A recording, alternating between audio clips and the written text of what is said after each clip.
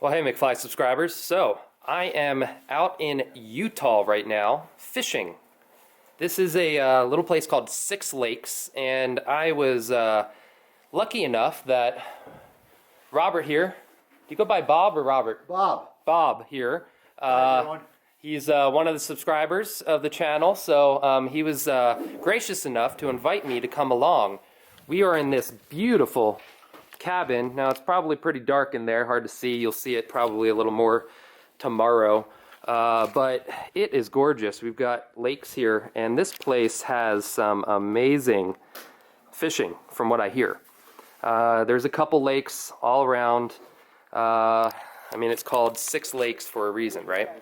So, supposedly there's some big monsters in there, but there's definitely a lot of trout. Robert said that he was fishing a little earlier. I got here late, and he said that he caught about 9 fish, or hooked up with 9 fish in like 10 casts or something like that. So, good fishing. Let's see if I can do that too. Maybe he just knows the trick. I'm going to get out there and fish. So before we fish, I want to introduce you all to the group that I had the pleasure of fishing with. These were a great group of guys that were fun to spend a few days with. So we have Gary, Lee, Bob, and Rick. Okay, let's start fishing. I started off fishing with an indicator nymph rig. I was using a hare's ear and flashback pheasant tail. But Bob started catching right away, and probably had 4 to 5 fish before any of us got one. He had the touch for sure, and here was one of the fish that he caught.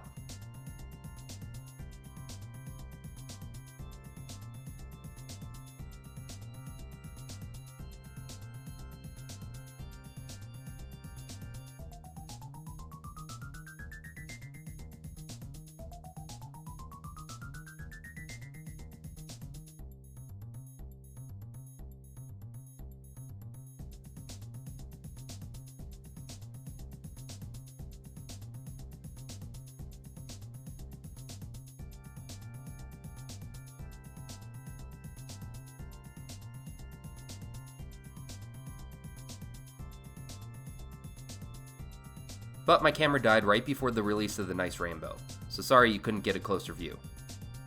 So I ended up switching to that no indicator nymph rig because I was getting bites and couldn't get a good hook set on the fish. I was slow stripping the nymphs through the water to keep tension, and sure enough, it worked.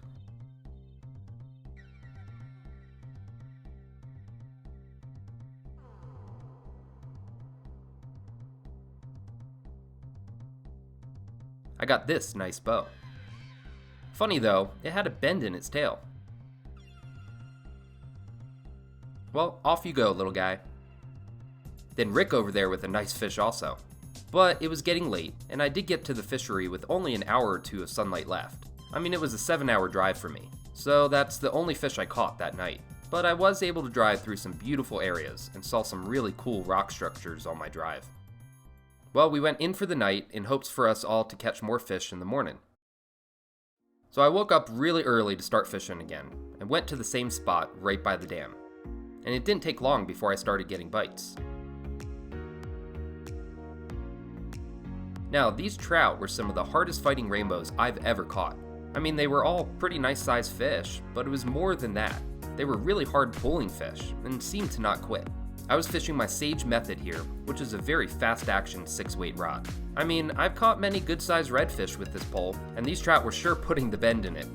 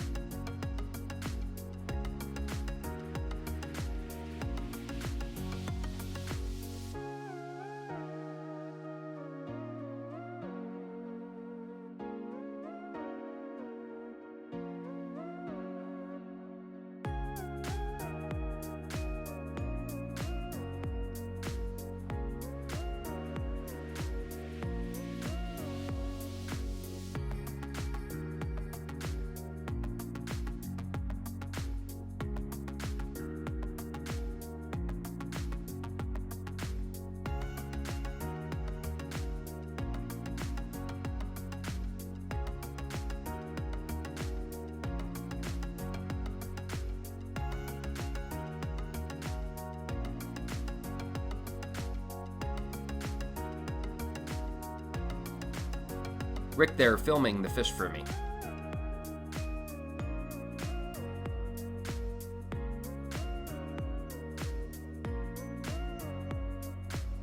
What I noticed was that these fish sure had some girth to them. Maybe not long, but some fat heads and powerful fighters.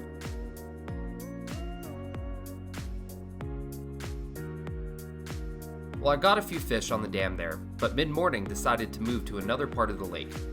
Bob said that he had some great luck there in the past years. And sure enough, pretty soon I hooked into a really nice fish. Now I switched to a dry dropper, where I had a Chernobyl ant as my indicator, and dropped to a flashback pheasant tail, and this fish bit the nymph.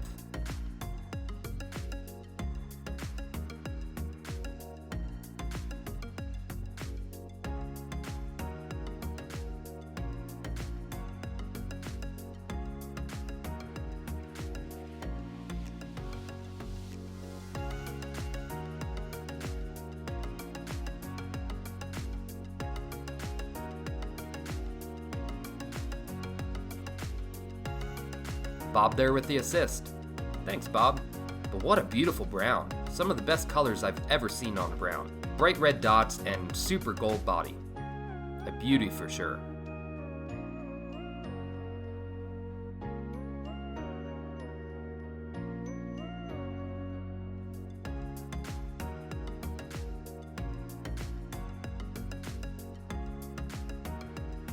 Then I had a fish come up and hit that Chernobyl ant hard.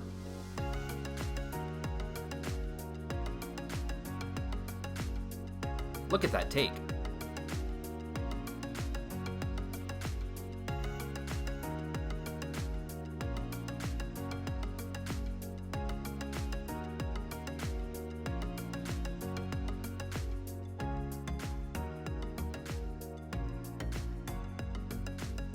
So my feet got stuck solid into the mud, and I tried to step back a little bit, but my feet stayed put, and I fell over hard. I got soaked, but somehow didn't lose the fish.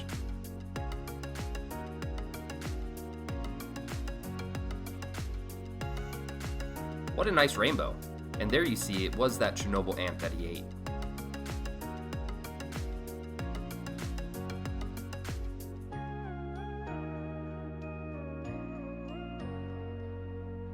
So I kept fishing that spot and kept catching fish.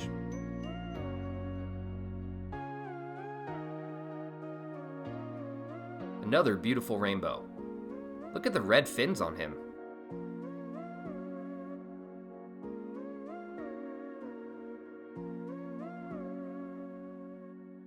Alright, quick release on that one. Well, it was lunchtime, and we decided to go back to the cabin. While looking out at the lake, I noticed something large down by where I was fishing. It looked like a cat, but it was huge. Maybe a panther? Who knows really what it was, but this thing was big.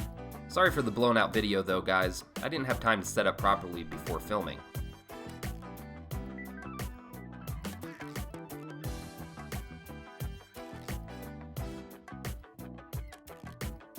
Well, right after eating, a storm started coming through, and we were getting some heavy winds.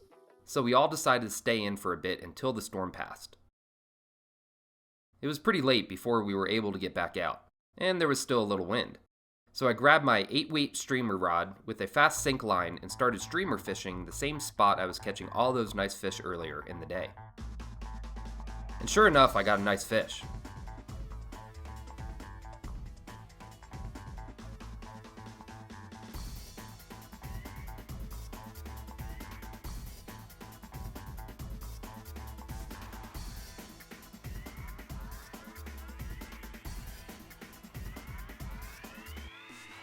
What he hit was that articulated Brahma bugger I tied for you guys a few weeks ago, and this was probably the largest fish of the trip so far, easily pushing 20 inches.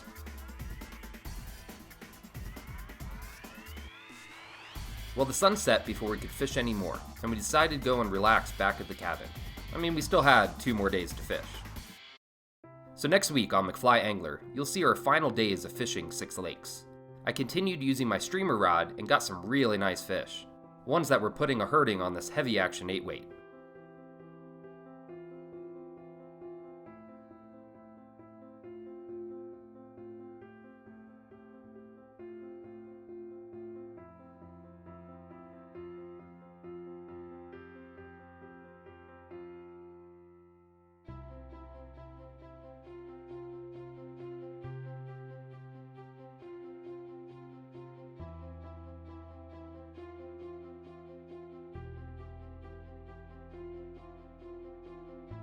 I also got to catch a few more fish on the dry fly as well.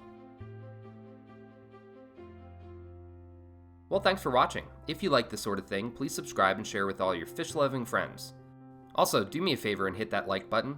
I also want to let you know that I'm now selling McFly Angler branded merchandise, and a link to these items will be in the description section of this video.